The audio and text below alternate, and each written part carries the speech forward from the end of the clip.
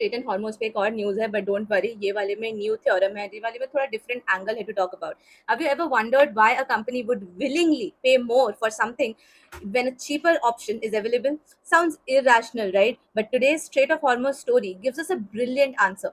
With the geopolitical risks around the Strait of Hormuz, global refiners are looking at alternative crude supplies and restructuring procurement routes. Some Asian refiners have even been paying premiums for the US crude because, at this point, certainty of supply can be more valuable than the lowest possible price. And that brings us to today's MBA concept, Peter Krajelik's purchasing portfolio matrix.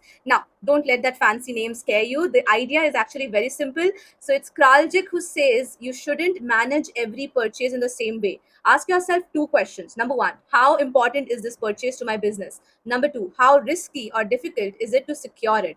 Now, these two questions create four categories. Number one is non-critical items, the ones which are low business impact and low supply risk. Non-critical.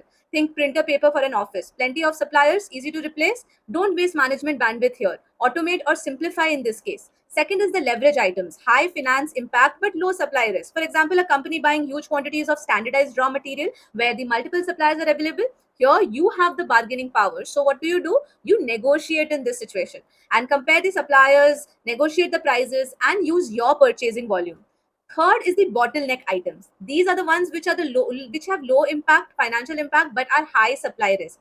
Like maybe there's only one reliable supplier for a very specialized component for your business. Here, squeezing the supplier for the last few rupees isn't the priority. Your priority is to keep the supply flowing. So also you have to build a safety stock, find alternatives, and develop substitutes. And then comes the most important quadrant, the strategic items. These are the high impact and high supply risk.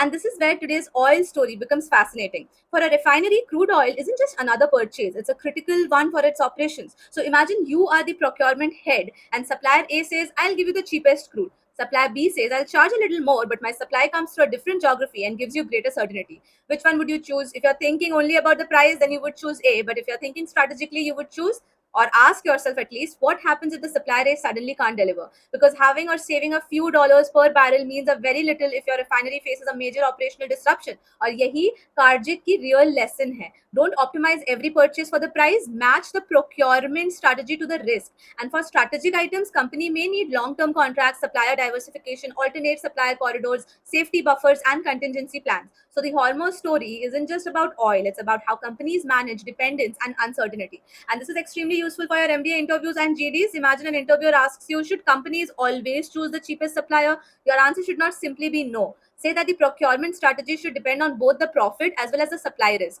And for strategical critical inputs, a company may rationally pay a premium for resilience and supply certainty because the cost of disruption can be much higher than the cost of input itself. Now, that's a structured answer. And this is exactly why I connect the current affairs with the MBA frameworks. Knowing that the hormones is important, okay, it is an important source of information for all of us. Understanding why the refiners are changing procurement is called analysis. Supporting this thing is important. Remember this. Connecting that decision to Kraljik is strategic thinking, and explaining it clearly in an interview or GD. That's communication skill. And you don't need to memorize hundreds of facts to sound confident. You need to learn how to take that one fact and ask what is the business logic underneath it. So remember, this rule is simple: low risk, low impact, automate. Low risk, high impact, negotiate. High risk, low impact, buffer it. High risk, high impact, secure it. And that's today's biggest takeaway. The cheapest supplier isn't always the smartest supplier, because the price you pay is visible, but the cost of running out, that can be enormous. And that's today's News Decoded, where we take one headline and connect it to the framework you can actually use in your exams, interviews, GDs, and everyday business conversations. Don't just consume the news, decode the strategy behind it. That's Pirasha, guys, signing off. Take care. Bye bye. See you in the next video.